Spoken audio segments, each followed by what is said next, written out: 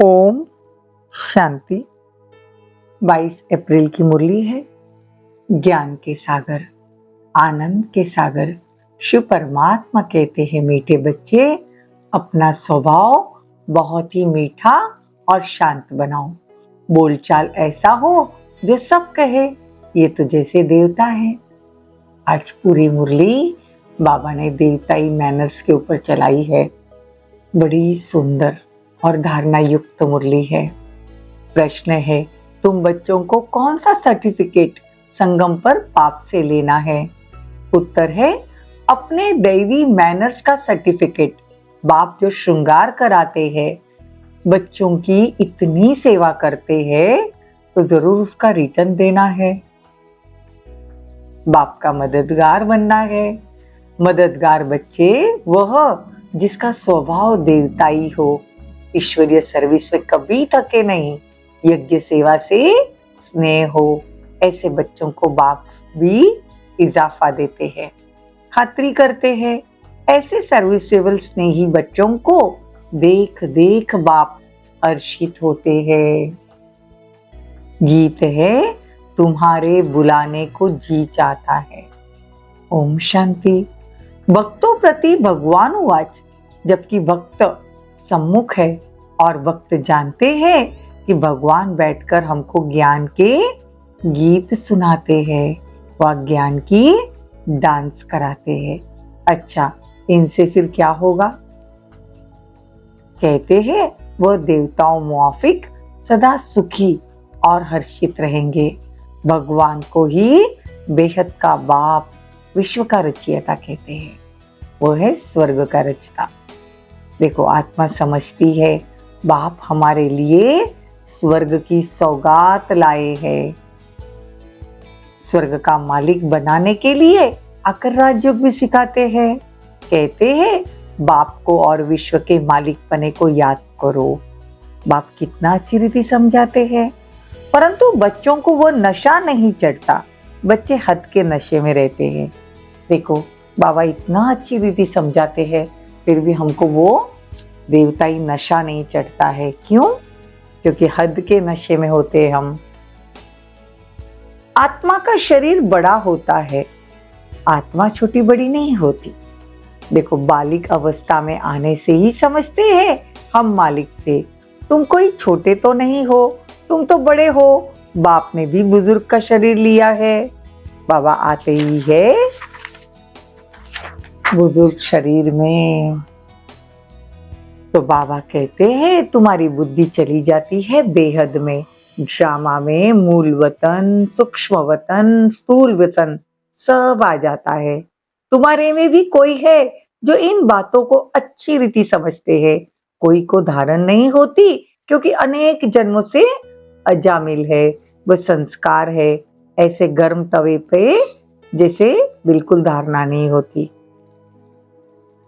गर्म तवे मतलब तवे के ऊपर, गर्म तवे के ऊपर अगर हम पानी भी छिड़कते हैं तो क्या होता है? बुलबुला होकर उड़ जाता है। ऐसे बाबा जो मुरली सुनाते हैं वो उड़ जाती है, धारणा नहीं होती है। तो भी बाबा कहते हैं मैं उनका भी उद्धार करता हूँ। कम से कम स्वर्ग में तो वो आ ही जाएंगे। दास दासी बनते हैं या प्रजा में जाते हैं, उद्धार का मतलब है स्वर्ग में तो ले जाएंगे। बाकी पद तो पुरुषार्थ अनुसार ही मिलता है।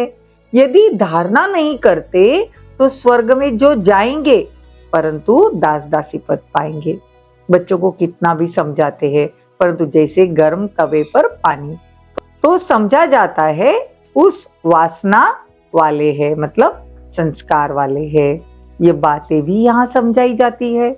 सतयुग में तो विकार की बात नहीं, वहाँ जन्म जन्मांतर निर्विकारी पने का संस्कार रहता है। यहाँ तो बच्चों को सुधारने की बहुत कोशिश करते हैं। कोई तो बिल्कुल ही मैले कपड़े हैं, थोड़ी सी सोटी लगाई एकदम फट पड़ते हैं।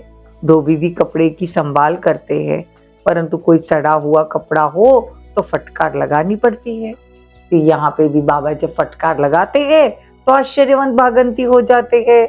बाप कितनी मेहनत करते हैं, राजयोग सिखा रहे हैं। वही रहम दिल है जो सब पर रहम करते हैं।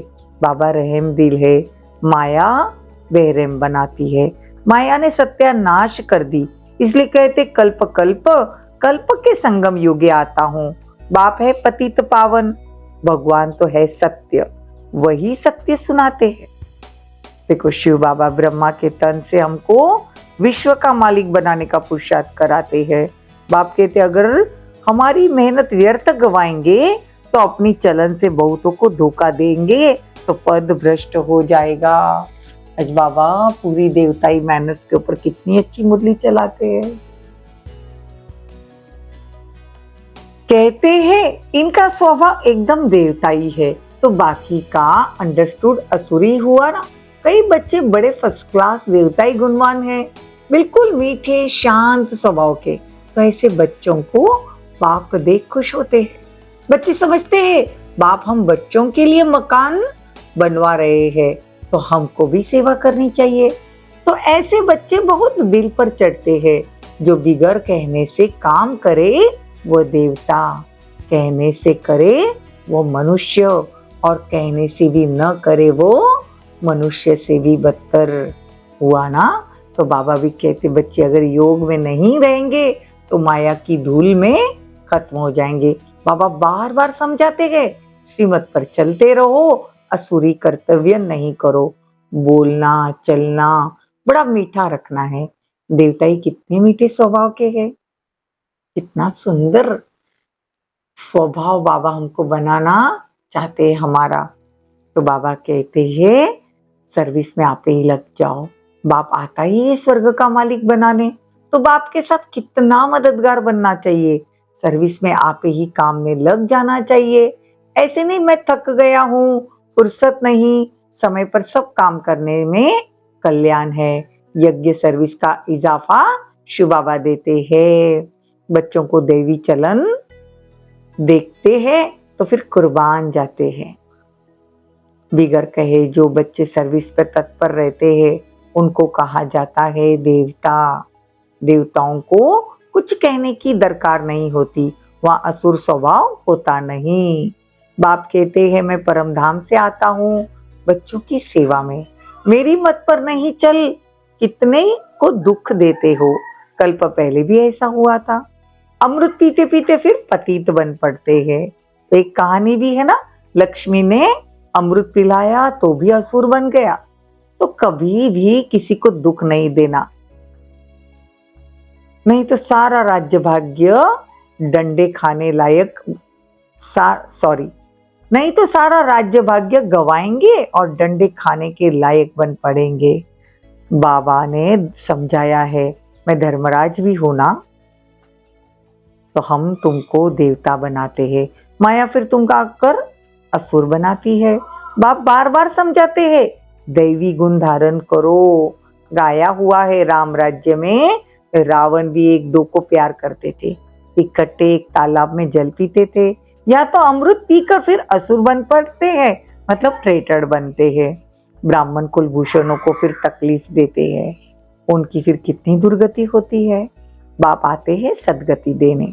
तो तुम बच्चों को दैवी गुण वाला बनना है, आप ही सर्विस करनी है।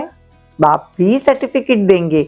जो निश्चय बुद्धि अच्छे है वो सदैव बाप को याद करते रहेंगे, उनको ख्याल रहता है नाम बदनाम तो नहीं हो करेंगे ना, असुरी गुण नहीं दिखाएंगे। अभी तो सब नंबरवार पुरुषार्थी है। सिर्फ यह निश्चय रहना चाहिए कि हम गॉड फादरली स्टूडेंट है। भगवान वाच तुम बच्चों प्रति कि मैं तुमको पढ़ाकर राजाओं का राजा बनाता हूँ, तुमको योग अग्नि से अपने विकर्म विनाश करने हैं। बाबा आते ही है ना योग और ज्ञान सिखाने, तो तुमको देही अभिमानी बनना है। मैं तुमको ले जाऊंगा अपने घर। बाबा आए ही है ना, मच्छर सदृश लेके जाएंगे, क्योंकि बाबा पंडा है, कहते मैं लिबरेट करने आया हूँ।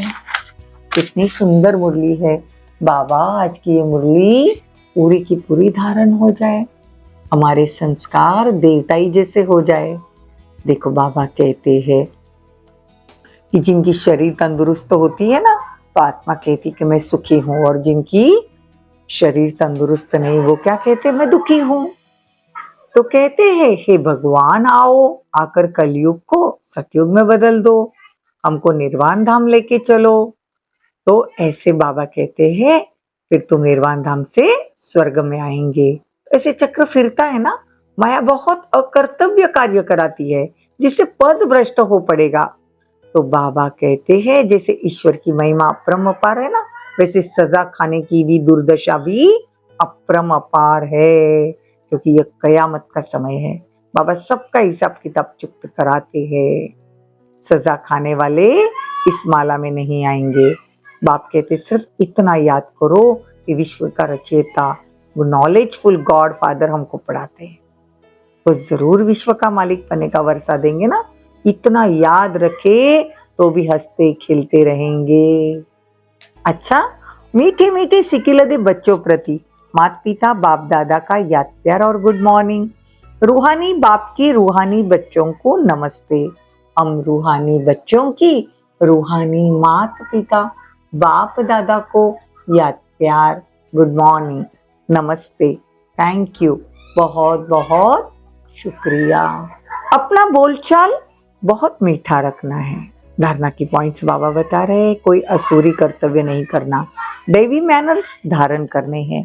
बाकी सर्विस में बिगर कहे मददगार बनना, बाप की मेहनत का रिटर्न अवश्य देना, गफलत नहीं करना। बाबा कहते हैं गफलत नहीं करना। वरदान, बुद्धि रूपी विमान द्वारा सेकंड में तीनों कालों का सैर करने वाले सहज योगी भव। बाप दादा बच्चों को निमंत्रण देते कि बच्चे संकल्प का स्विच ऑन करो और वतन में पहुंचकर सूर्य की किरणें लो, चंद्रमा की चांदनी भी लो, पिकनिक भी करो और खेलकूद भी करो। इसके लिए सिर्फ बुद्धि रूपी विमान में डबल रिफाइंड पेट्रोल की आवश्यकता है। डबल रिफाइंड अर्थात एक निराकारी निश्चय का नशा, और मैं आत्मा हूँ, बाप का बच्चा हूँ, दूसरा साकार रूप में सर्व संबंधों का नशा।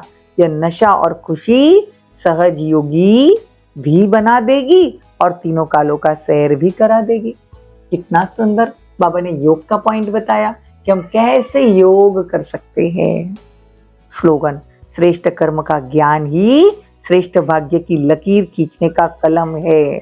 श्रेष्ठ कर्म का ज्ञान ही श्रेष्ठ भाग्य की लकीर खींचने का कलम है। ओम शांति, ओम शांति।